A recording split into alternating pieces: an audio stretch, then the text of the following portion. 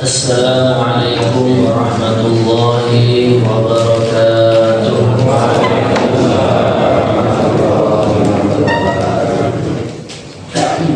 Bismillahirrahmanirrahim. Ahmaduhu wa nusalli wa nusallimu ala rasulihil karim wa ala alihi wa sahbihi wa tabi'ina lahum bi ihsanin ila yaumiddin, amma ba'd. Alhamdulillah, para rawuh Bapak Ibu jemaah sekalian yang dirahmati, dan semoga kita selalu diberikan nikmat taufik hidayah. Wabil khusus kita diberikan umur yang panjang, rezeki yang melimpah ruah untuk bekal ibadah, sehingga kita nanti saatnya sowan kepada Allah diberikan wafat dalam keadaan husnul khatimah. Ala hadhihi niyyah wa ala kulli niyatin shalihah. Al-Fatihah. A'udzubillahi minasyaitonir rajim. Bismillahirrahmanirrahim. Alhamdulillahi rabbil alamin, arrahmanir rahim, maliki yaumiddin. Iyyaka na'budu wa iyyaka nasta'in. Ihdinas siratal mustaqim. Shiratal ladzina an'amta 'alaihim ghairil maghdubi 'alaihim waladdallin.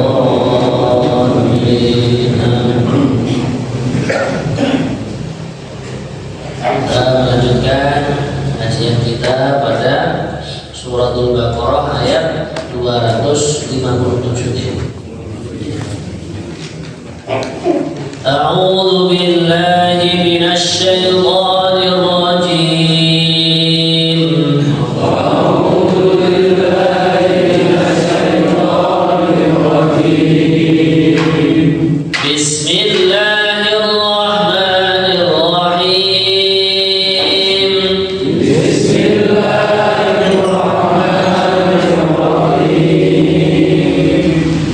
Allahu waliyul ladzina amanu yukhrijuhum minadh dhulumati ilan nur.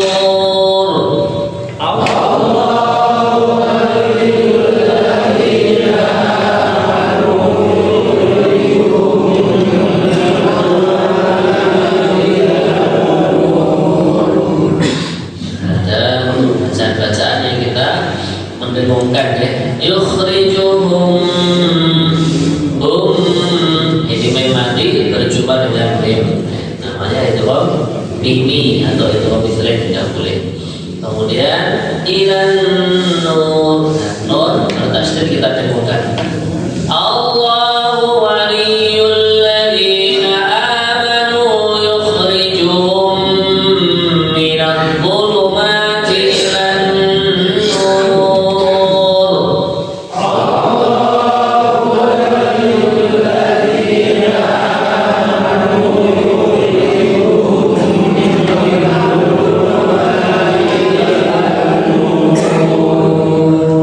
وَالَّذِينَ كَفَرُوا أَوْلِيَاؤُهُمُ الطَّاغُوتُ يُخْرِجُونَهُم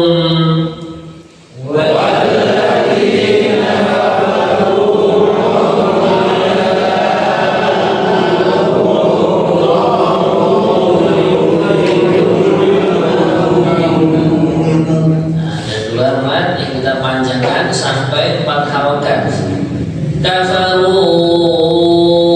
Di sini mat jaiz mufassil ya, ada mat tabi'i berjumpa dengan hamzah di lain kalimat. Kemudian auliya, ini juga 4 harokat. Nah, di sini dinamakan mat wajib muttasil. Walladzina kafaru awliya'uhumut taghut yukhrijunahum.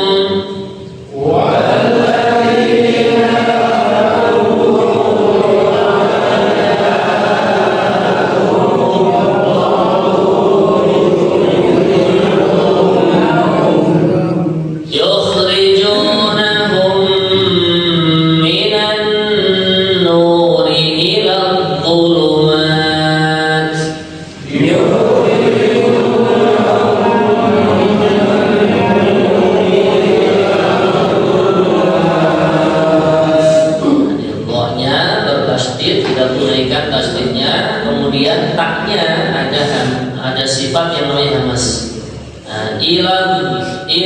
dhulumat. Ada bunyi sedikit ngesas gitu ya. Kita tunaikan. Yukhrijunahum minan nuri ila dhulumat.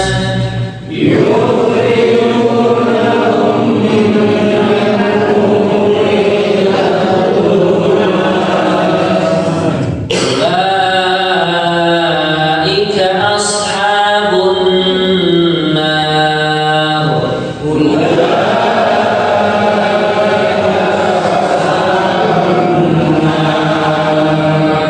Hum fiha khalidun.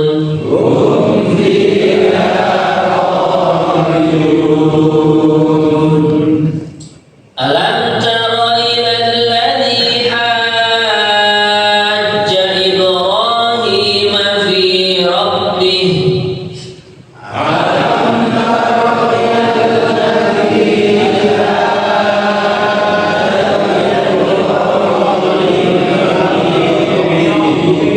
Nah, di sini hajja sampai 6 harokat ya, seperti waladhdallin itu juga 6 harokat. Alam tara ilal ladzi hajja Ibrahim fi rabbih.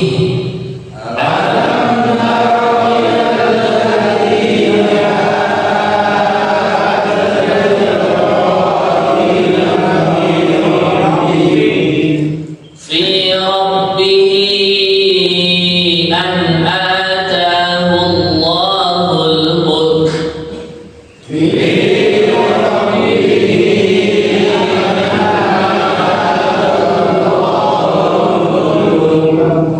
Nah, memnya apa? Kafnya di situ kita wakafkan mulk, gitu ya.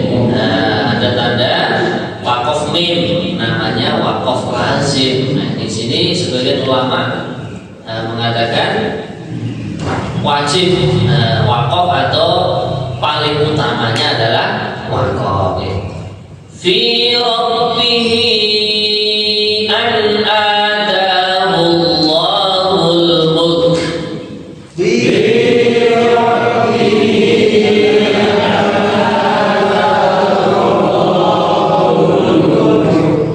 إذ قال إبراهيم ربي الذي يحيي ويميت.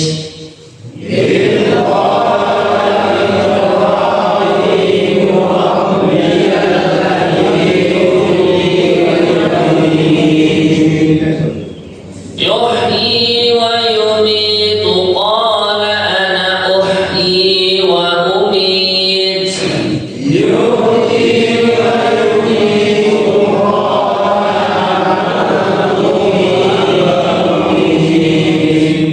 Nah, di sini ada kalimat ana.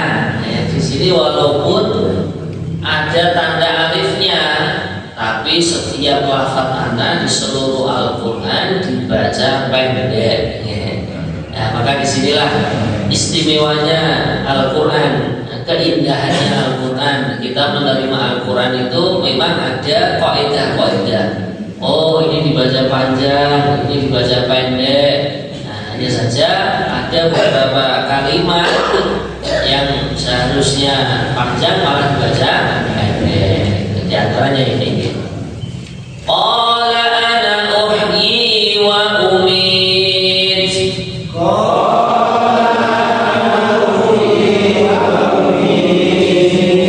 Qala Ibrahim fa inna Allah ya'ti bisyamsi minal masyriq.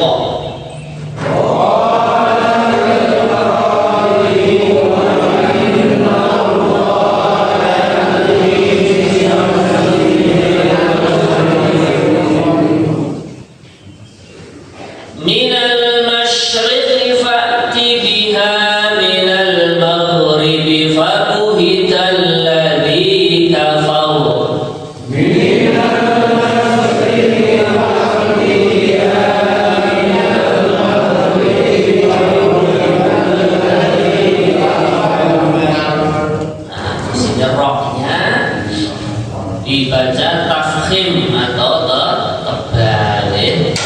Nah, karena roknya sebelumnya berharokat, huruf yang sebelum rok berharokat fathah. Kalau harokatnya itu kasroh atau didahului dengan ya yang sukun, seperti pada akhir kalimat yang itu ayat yang terakhir nanti qadim, nanti dibaca tarqiq namanya atau tipis. Kita contohin lagi, fa'ti biha minal maghribi fabuhital ladzi kafaru.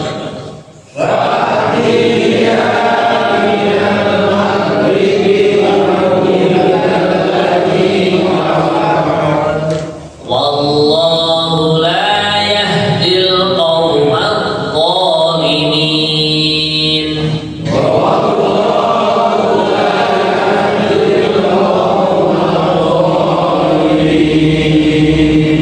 Aw kalladzi marra ala qaryatin wa hiya khawiyah.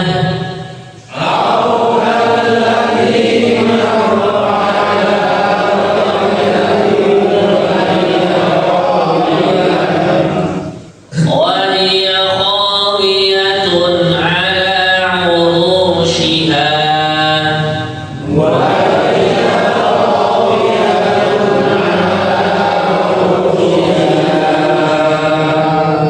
Jangan lupa shinnya bertitik tiga, kita baca tebal ya. وهي خاوية على عروشها.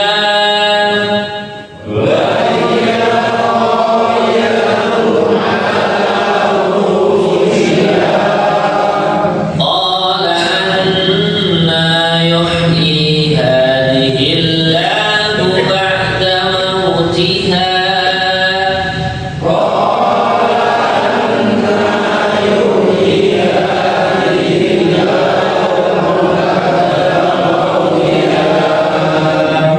فأماته الله 100 عام ثم بعثه.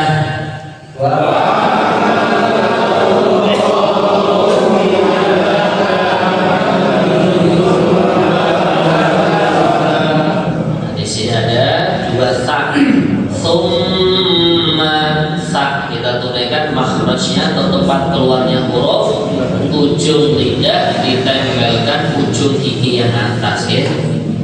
Fa'amadahu Allahu 100 amin thumma ba'athah.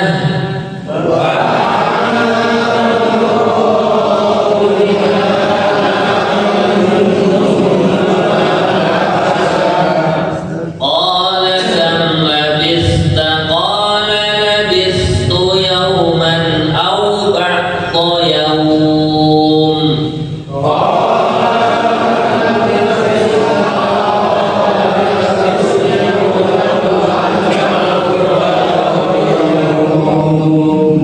قال بل لبثت 100 عام فانظر إلى طعامك.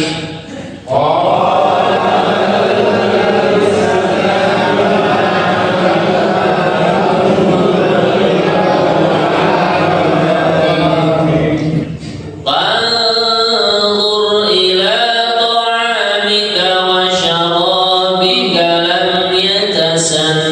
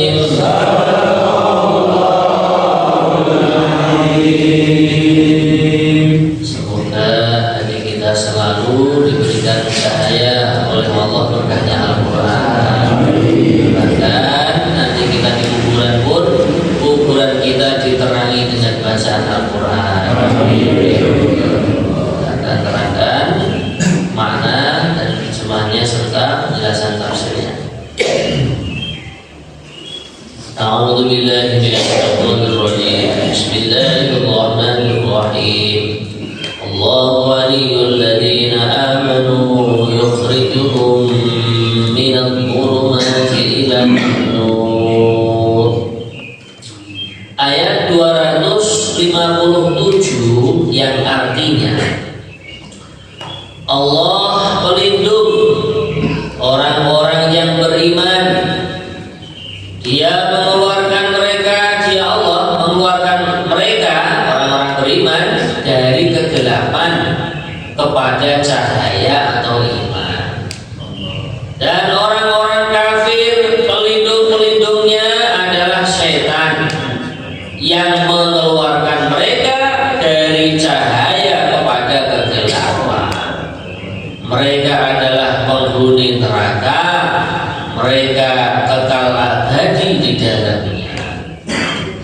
Jadi hadirin, ayat ini menerangkan bagaimana bahwasanya penolong, pelindung, yang memberikan jaminan keamanan, keselamatan untuk orang-orang beriman adalah Allah.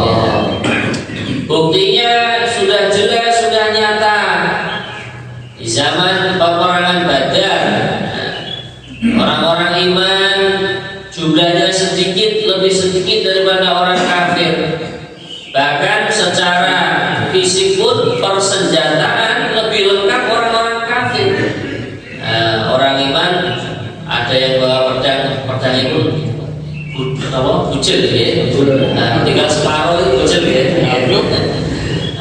Bahkan yang tidak punya senjata tajam untuk peperangan Badar itu ya, punyanya pelumak korma depan rumah yang dipotong gitu. Yang penting syariatnya itu membawa peralatan yang dipunyai gitu. Nah, maka dengan kekuatan iman, dengan kekuatan yakin yang mantap kepada Allah, Allah pun menolong hamba-hambanya orang-orang beriman di perang Badar. Begitu juga peperangan-peperangan yang lain. Kalau kita mau melihat lagi, ya, ketika dari Allah datang ke tanah Jawa, ke Indonesia, Nusantara waktu itu, jumlahnya hanya 9 orang, ya, Wali Songo kan julukannya, bersama keluarganya. Jadi keluarnya itu keluar Mastura itu dari itu Gujarat ya, menuju ke Cempar, Kamboja sana, kemudian hijrah ke Nusantara atau ke Jawa itu. Kalau dibanding dengan penduduk Nusantara ya sedikit sekali. Bahkan beliau-beliau kan orang asing ya, keturunan antara suku Arab dengan suku India. Akhirnya menyebarkan agama Islam, menyebarkan akhlak yang baik, menyebarkan kebenaran, yang menolong juga Allah. Nah, maka disinilah sekarang ini PR kita itu kalau ingin mendatangkan pertolongan Allah, mendapatkan pertolongan Allah, ya, ini kita mentahqiqkan alladzina amanu. Jadi Allah akan menjadi pelindung, menjadi penolong untuk orang-orang beriman. Nah, maknanya kalau kita ingin dilindungi oleh Allah, ingin ditolong oleh Allah, ya kita menancapkan pelajaran iman di dalam hati kita. Allah yang memberi rizki, Allah yang maha melindungi, yang maha melihara, yang mengatur, membolak-balikkan keadaan-keadaan yang ada di dunia ini. Akhirnya apa? Iman kita terhadap kalimat La ilaha illallah Muhammadur Rasulullah semakin mantap lagi. Lah untuk orang-orang kafir nih hadirin yang mulia, walladzina kafaru awliya'uhumut taghut. Orang-orang kafir yang menolong mereka para setan, demit-demit, iblis-iblis yang tidak iman kepada Allah, jin-jin yang tidak iman kepada Allah. Nah, jin itu ada dua, bisa jin yang gaib, bisa jin yang berupa manusia. Itu semua saja yang namanya orang yang tidak menyembah Allah itu dikatakan taghut. Hatinya kok tidak ada keyakinan yang sahih, keyakinan yang lurus kepada Allah, itu dikatakan taghut. Kalau orang iman ada kesalahan, namanya orang bukan nabi, bukan Rasul ya kadang-kadang terjadi keteledoran, tergelincir dalam hal-hal yang tidak diridhoi oleh Allah. Ini tidak bisa dikatakan tawud. Nah, ciri khasnya orang-orang kafir itu bagaimana mereka dikeluarkan oleh setan itu minan nur ila dhulumat. Dari iman menuju kekafiran ya. Dari ketaatan menuju kemaksiatan. Nah, kalau orang iman yukhrijuhum minadh dhulumati ilan nur. Allah mengeluarkan mereka dari kekufuran menuju keimanan. Allah mengeluarkan mereka dari kemaksiatan menuju ketaatan. Dari jauh agama jadi dekat kepada agama. Mungkin termasuk kita sedaya Pak ya. Dulunya baca Al-Quran berat, nah, sekarang dilatih sepekan sekali baca Al-Quran, bahkan diterangkan maknanya supaya kita ini menikmati lezatnya, indahnya Al-Quran, sehingga datang ke majelis Al-Quran itu dengan kerinduan. Nah, insya Allah.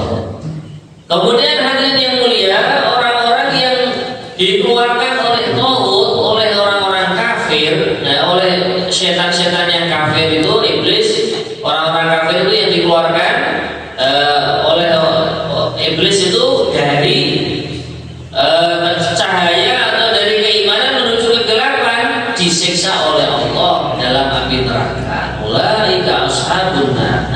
Mereka itu adalah penduduk api neraka. Makanya ini kita perlu introspeksi diri. Bahasa Arabnya itu muhasabah, menghitung diri kita sendiri. Kira-kira hari ini ketaatan yang Allah tolong kepada lebih banyak atau lebih sedikit. Nah, kemudian kita menghitung lagi persiapan-persiapan yang hendak kita bawa ke negeri akhirat. Ini kira-kira masih banyak keimanannya atau kekafirannya, ketaatannya atau kemaksiatannya, perbuatan baiknya atau buruknya. Nah, ini kita perlu menghitung-hitungnya. Karena kalau tidak kita hitung ini kadang teledor itu. Nah, inilah yang kita khawatirkan. Ya. Nah, orang-orang kafir itu sudah dijanjikan oleh Allah di dalam api neraka, hum fiha khalidun, kekal abadi di dalamnya. Na'udzubillahi mindzalik. Ya, tandanya orang-orang yang ini akan dipilih untuk menjadi ahli surga. Ini tanda nih, baru tanda nih. Dimudahkan iman, dimudahkan taat, dimudahkan ibadahnya. Mungkin termasuk dan Nabi Muhammad. Sebaliknya orang-orang kafir, nah ini kalau akan dijadikan sebagai penduduk-penduduk neraka, nah ini dimudahkan untuk berbuat kemaksiatan, dimudahkan untuk berbuat kekafiran. Nah makanya termasuk amalannya orang soleh itu sebelum tidur itu tadi muhasabah diri, menghitung dirinya, kira-kira hari ini ketaatanku kepada Allah lebih banyak atau lebih sedikit dari hari kemarin, sehingga setelah bangun tidur diniatkan bagaimana hari ini ketaatan-ketaatan yang akan diperbuat, yang akan dilakukan, yang akan dikerjakan diusahakan lebih banyak daripada hari-hari sebelumnya. Insya Allah ya, kita usahakan ya. Nah, kemudian ayat 258. Tidakkah kalian memperhatikan orang yang mendebat Nabi Ibrahim, mendebat Ibrahim mengenai Tuhannya, karena Allah telah memberinya kerajaan atau kekuasaan. Ketika Ibrahim berkata, Tuhanku ialah yang menghidupkan dan mematikan, dia berkata, aku pun dapat menghidupkan dan mematikan. Ibrahim berkata, Allah menerbitkan matahari dari arah timur, maka terbitkanlah matahari tersebut dari arah barat. Maka bingunglah orang yang kafir tersebut. Allah tidak memberi petunjuk kepada orang-orang yang zalim.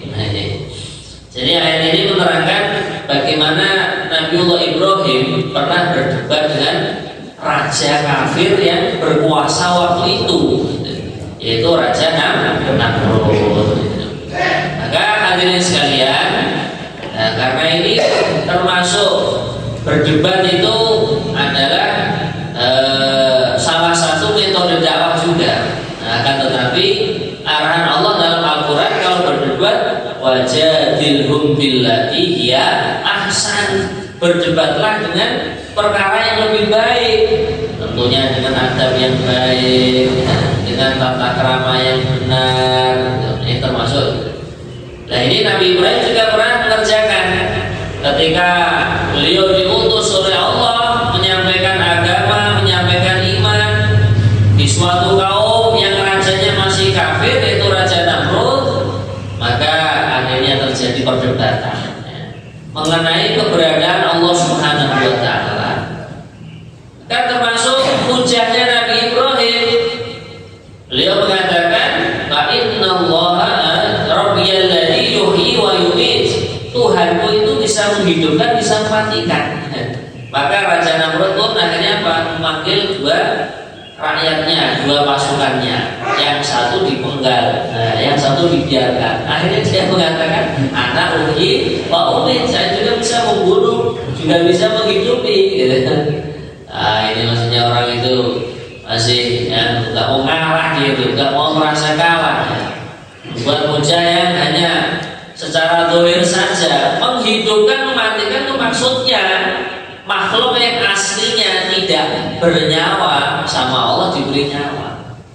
Seperti diri kita ini, dulunya tidak ada di muka bumi ini, ya, masih berupa buah apel, buah ini mangga, akhirnya dimakan oleh kedua orang tua kita, menjadi saripati, akhirnya menjadi benih-benih sel sperma itu yang ada di sperma dan juga sel telur. Nah, akhirnya bertemulah, akhirnya jadilah yang namanya manusia. Nah, kemudian hadirin sekalian, Nabi Ibrahim pun gak kalah akal beliau. Kalau kamu kan bisa menghidupkan, bisa matikan, nah sekarang Tuhanku itu lebih hebat daripada kamu. Mendatangkan matahari, menerbitkan matahari dari arah timur, menenggelamkannya di arah barat. Coba sekarang kamu balik kalau bisa. Datangkan matahari dari arah barat, tenggelamkan di arah timur. Akhirnya fabuhital ladzi kafar. Nah, orang yang kafir itu Raja Namrud kebingungan. Terus gimana caranya itu? Nah, kalau zaman sebelumnya itu Raja Fir'aun itu pura-pura itu menyuruh arsiteknya untuk membangun menara, mau menginceng ya, mau mengintip Allah di langit sana itu. Nah, ini Raja Namrud itu langsung kebingungan, wes nggak bisa, ngeras nggak bisa ya. Tapi ya namanya takdirnya orang kafir, ya tetap membuat alasan-alasan supaya dia ini tidak mengakui keberadaannya Allah, tidak mau mengakui wujudnya Allah Subhanahu wa Ta'ala. Nah, maka akhirnya disinilah, karena debatnya sudah benar-benar kalah, sudah benar-benar gak bisa menyaingi Allah Subhanahu wa Ta'ala. Ya kok masih tidak mau iman, akhirnya dikatakan orang-orang yang zalim. Akhirnya dalam ayat yang berikutnya di sini Allah menerangkan, Allahu la yahdil qaumadz dzalimin. Allah tidak akan memberikan petunjuk kaum-kaum yang zalim, tidak akan memberikan. Hanya kita bisa mengamati ya, dalam agama Islam sendiri mungkin sebagian rombongan, sebagian kaum tidak iman dengan ini, dengan itu, dan sudah didatangkan hadisnya, sudah didatangkan ayatnya, dapat masih tidak percaya. Nah, inilah yang menjadikan akhirnya Allah tidak memberikan petunjuk di dalam hati mereka. Contohnya misalkan ya, ada sedikit perbedaan begini begitu, akhirnya teman-teman kita, saudara muslim kita yang Ahlus Sunnah wal Jamaah mendatangkan itu loh hadisnya, ini loh dalilnya gitu. Hadisnya jelas, perintahnya baginda Nabi bukan hanya mengikuti sunnah beliau, alaikum bisunnati, kemudian lanjutkan wa sunnati khulafair rasyidin al mahdiyyin. Kamu pegang teguh sunnahku, biasa didukung, dan juga sunnahnya para khulafaur rasyidin. Maka disinilah Ahlussunnah wal Jamaah mengambil istinbat tentang sholat taraweh. Bilangannya itu 20 rakaat dikerjakan di masjid itu memang fatwanya Sayyidina Umar ibn Khattab. Memang kalau di dalam Sahih Bukhari, sholat yang dikerjakan oleh baginda Nabi ketika Ramadan 8 rakaat itu di masjid, yang lainnya yang 12 rakaat itu di rumah. Karena Nabi takut khawatir memberatkan umatnya, sehingga nanti kalau terlalu berat bisa-bisa sholat tarawih diwajibkan oleh Allah, maka beliau mengerjakannya di rumah yang 12 rakaat. Nah, di zaman Sayyidina Umar ibn Khattab ketika beliau menjabat sebagai Amirul Mukminin, beliau membuat suatu keputusan, sudah sekarang sholatnya kita buat bareng-bareng di masjid semua 20 rakaat. Karena saya melihat imannya para sahabat ini sudah mulai melemah. Nah, kalau kita kerjakan bareng-bareng 20 rakaat, biar semangat kembali, sehingga bareng-bareng mengerjakan sholat sunnah tarawih. Nah, akhirnya semua para sahabat sepakat sholatnya dikerjakan secara berjamaah 20 rakaat di masjid. Setelah Sayyidina Umar bin Khattab wafat, dilanjutkan oleh Sayyidina Utsman bin Affan, itu juga 20 rakaat. Bahkan ketika di zaman Sayyidina Ali karramallahu wajhah seperti itu juga. Bahkan ketika Sayyidina Ali menjadi Amirul Mukminin waktu itu, beliau mengatakan, "Nawwarallahu qabraka ya Umar kama nawwarta masajidana." Wahai Sayyidina Umar, semoga Allah memberikan nur, memberikan cahaya kuburan engkau, karena sebab fatwamu, sebab keputusanmu, engkau telah memberikan nur atau cahaya di masjid-masjid kami. Maksudnya sholat jamaah tarawih itu menjadi ramai. Nah, maka disinilah ulama-ulama yang dinisbatkan kepada Ahlussunnah wal Jamaah mengikuti fatwanya Sayyidina Umar bin Khattab. Mengikuti fatwa beliau juga termasuk perintahnya Nabi.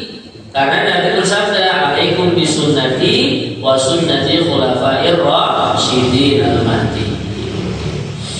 Kemudian hadirin yang mulia, ayat berikutnya, ayat 259. Atau seperti orang yang melewati suatu negeri yang bangunan-bangunannya telah roboh hingga menutupi reruntuhan atap-atapnya. Dia berkata, bagaimanakah Allah menghidupkan kembali negeri ini setelah hancur? Lalu Allah mematikan orang itu selama 100 tahun. Kemudian membangkitkan atau menghidupkannya kembali. Dan Allah bertanya, berapa lama engkau tinggal di sini?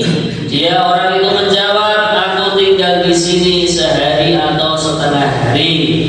Allah berfirman, oh enggak, engkau telah tinggal 100 tahun. Lihatlah makanan dan minumanmu yang belum berubah. Tetapi lihatlah keledaimu yang telah menjadi tulang belulang, dan agar kami jadikan engkau tanda-tanda kekuasaan kami bagi manusia. Lihatlah tulang belulang keledai itu, bagaimana kami menyusunnya kembali, kemudian kami membalutnya dengan daging. Maka ketika telah nyata baginya, dia pun berkata, saya yakin bahwa Allah Maha Kuasa atas segala sesuatu. Jadi hadirin sekalian, ayat ini aukalladzi marra ala qaryatin wa hiya khawiyatun ala urushiha, ini menerangkan suatu cerita yang terjadi di zaman Nabi, salah seorang nabi. Nah, di sini menunjukkan bagaimana kekuasaan Allah. Ya. Allah Maha Mampu, Maha Kuasa. Himar yang asli aslinya sudah mati, bahkan sudah berubah menjadi tulang belulang. Nah, itu dihidupkan kembali. Gitu. Bahkan kota atau negeri yang ditempati Nabi tersebut itu sudah hancur, sudah punah, bangunan-bangunannya sudah runtuh semua. Tapi yang ajibnya, yang anehnya, makanannya kok nggak berubah. Gitu. Maka akhirnya Nabi ketika bangun dari tidurnya itu ditanya oleh Allah, ayo coba kira-kira kamu tuh tidur kamu berapa hari, berapa tahun gitu. Maka Nabi tadi menjawab, oh yauman au ba'da yaum, mungkin sehari atau sebagian hari saja. Maka Allah langsung menjelaskan, oh enggak, kamu itu tidurnya itu loh bertempat tinggal di sini tuh 100 tahun. Lihat bangunan-bangunan sudah hancur semua. Tapi makanan yang kamu bawa ketika pergi di sini nggak musnah, nggak hancur, bahkan nggak berubah. Nah itu lihat himar kamu sudah berubah, tulang belulang sudah mati, membusuk sampai tinggal tulang belulangnya saja. Dan sekarang aku akan menunjukkan kalau Allah SWT adalah zat yang maha kuasa, membangkitkan, membangunkan, menghidupkan. Lihat, dengan perintah Allah SWT, kun jadilah kamu wahai himar hidup lagi. Akhirnya himar itu dagingnya balik lagi, organ dalamnya balik lagi, kulitnya balik lagi, bahkan bulu-bulunya pun kembali lagi. Nah ini menjadi pelajaran bila mana manusia telah meninggal dunia, kemudian nanti di hari Bitsah, Yaumul Ba'tsi, hari kebangkitan, Allah bangkitkan lagi. Allah maha kuasa, maha mampu atas segala sesuatu. Akhirnya manusia pun ketika diperintahkan oleh Allah di hari kebangkitan untuk bangun dari kuburannya, ya akhirnya bangun lagi seperti rumput yang lama nggak tumbuh karena musim kemarau, begitu hujan turun sekali langsung tumbuh kembali. Itulah perumpamaan manusia ketika di hari kebangkitan kelak. Nah ada juga manusia yang di dalam kuburannya itu tidak musnah, itu juga ada. Ya. Di antaranya adalah orang-orang yang mati syahid. Wala tahsabanna alladziina qutilu fi sabilillahi amwata bal ahya'un 'inda rabbihim yurzaqun. Gitu. Jangan kamu sekali-kali menyangka orang yang dibunuh karena berjuang di jalan Allah mereka mati, tidak. Bahkan mereka itu hidup di dalam kuburannya, bahkan mereka di dalam kuburannya diberi rezeki oleh Allah. Nah, maka ini banyak sekali ya orang-orang yang seperti itu, pikirnya memperjuangkan agama Allah, pikirnya memakmurkan rumah-rumah Allah, masjid-masjidnya Allah, pikirnya supaya manusia itu berbondong-bondong kembali iman kepada Allah, berbondong-bondong kembali menunaikan sholat 5 waktu dilengkapi dengan jamaah. Akhirnya ketika wafat, orang tersebut itu dihadiahi oleh Allah, walaupun tidak angkat senjata, ya, tidur di atas kasur yang tiba-tiba meninggal dunia, juga dihitung mati syahid oleh Allah SWT. Akhirnya jenazahnya pun utuh, rayap-rayap, ulat-ulat yang di dalam bumi malu mau memakan orang tersebut. Nah, semoga termasuk kita semua, ya. Maka disinilah ini sebagian ulama itu mengambil istighfar. Istighfar itu ya semacam apa ya, kefahaman yang Allah berikan di hati beliau. Orang itu kalau ingin bangun rumah, pengen cepat jadi, baca ini. Aukalladzi marra ala qaryatin wa hiya qawiyatun ala urushiha. Jangankan rumah, jangankan bangunan, himar yang sudah mati saja tinggal tulang belulangnya Allah bangkitkan lagi. Nah, dari sini kalau di Pondok Temboro ya, itu ayat ini dibaca terus pagi sore. Nah makanya akhirnya diberikan anugerah oleh Allah, pondoknya bangun terus, bahkan niatannya bangun untuk ila yaumil qiyamah. Bangun bukan untuk bangga-banggaan diri, bukan, tapi untuk berkhidmat santri-santrinya yang mulia baginda Nabi Muhammad SAW. Maka ayat-ayat yang sudah kita baca ini semoga menjadi pelajaran yang baik, menjadi ilmu yang bermanfaat, dan kita niat mengamalkan dan menyampaikan. Insyaallah. Saya kira ada tapi mau Allahumma